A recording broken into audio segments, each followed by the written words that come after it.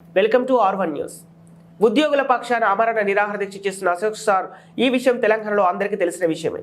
ఆ సందర్భంగా అశోక్ సార్ను చూడటానికి అభిమానంతో వెళ్తే పోలీసులు విద్యార్థిని కొట్టారు. విద్యార్థితో అశోక్ సార్ భార్య కూడా ఉంది. ఇక వారి మాటలు తెలుసుకుందాం. ఈ ప్రభుత్వ వైఖరి సరైనది కాదని పోలీసులు ఇష్టానుసారం వ్యవహరిస్తున్న తిరుపతి విద్యార్థి సంఘాలు మండిపడుతున్నాయి. ప్రభుత్వం స్పందించి వెంటనే వారిని డిమాండ్ తీర్చాలని అశోక్ సార్ భార్య ఆవేదన వ్యక్తం చేశారు. ఈరోజు పొద్దున్న 10 గంటల్లో సార్ని పర్మిషన్ కలవడానికి వచ్చిన. నేను ఆరోగ్యం ఎట్లా దీక్ష ఇస్తున్నాను కదా సార్ 4 రోజుల నుంచి. అక్కడ పర్మిషన్ కానిస్టేబుల్ పర్మిషన్ తీసుకొని అక్కడ సార్తో మాట్లాడుతున్నా. పక్కన ఇంకో కానిస్టేబుల్ ఉన్నాడు నాతో. నాకు తెలియకుండానే ఇంకో కానిస్టేబుల్ వచ్చి ఇట్లా బట్టి నాకు ఇక్కడ గుద్దడం జరిగింది, కొట్టడం జరిగింది. ఈ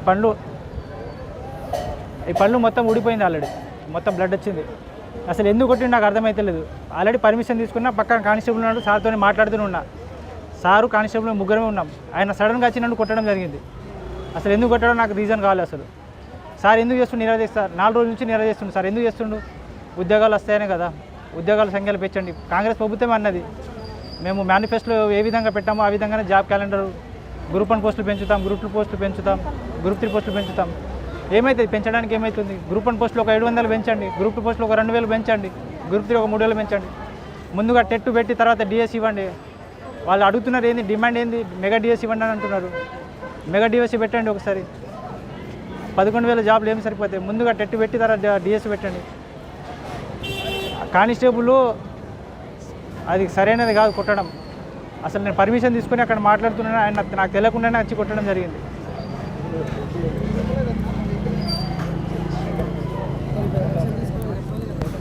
సార్ మీద ప్రేమతో ఒక నిరుద్యోగి సార్ మీద ప్రేమతో వితౌట్ పర్మిషన్ కూడా కాదు, విత్ పర్మిషన్తో సార్ని చూసి పలకరించి వెళ్ళడానికి వచ్చిన ఒక నిరుద్యోగిని ఇట్లా నిర్మానుషంగా మూతి వలిగే విధంగా లోపల పన్ను కూడా ఊడిపోయిందండి.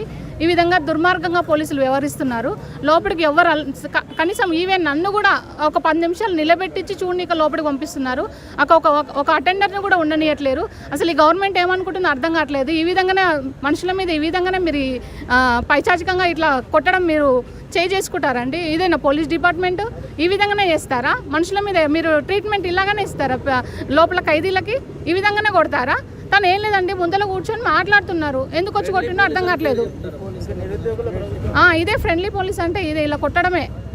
కొట్టి నిరూపించుకుంటారు వాళ్ళ యొక్క పైశాచికం, ఇట్లా నిరూపించుకుంటారు. ఏం బయట అంతా వాళ్ళు అట్లా ఎలా కొడుతున్నారు? అసలుకి వీళ్ళు పిల్లలు ఇది మనుషుల్లా కనిపించట్లేదా మీకు వీళ్ళు? సార్ ఈరోజు 5వ రోజు కూడా దీక్ష, అసలు సార్ దీక్ష విరమించని అంటున్నారు. మీకోసమే చేస్తున్నారండి. పిల్లలు ఎందుకు ఇలా పోలీసు వాళ్ళు ఇంత పైశాచికంగా ఎందుకు? దేనికి? ఏం చేద్దాం అనుకుంటారు? ఏం చూద్దాం అనుకుంటారు? ఇంకా చెప్పండి, అన్నీ అయిపోయినాయి, లీగల్గా అన్నీ అయిపోయినాయి. ఇల్లీగల్గా కొట్టండి, ఇంకా లాఠీ చార్జీలు చేయండి మా మీద, ఇంకా అరెస్టులు చేయండి అయ్యా, లోపల పెట్టండి, అణిచివేయండి. ఇంతకుముందు కూడా అట్లే అణిచివేసారు కదా, మీరు కూడా ఇప్పుడు అణిచివేయండి అందరినీ. ఇదేనా మీ ప్రభుత్వము? మేము తెచ్చుకున్న ప్రభుత్వం ఇదేనా? ఇదే కోరుకుంటున్నారా మీరు? వచ్చిన వాళ్ళంటూ వాళ్ళని బెదిరించి వాళ్ళని ఎలగొడుతున్నారు, లోపలికి అలౌ చేయట్లేరు.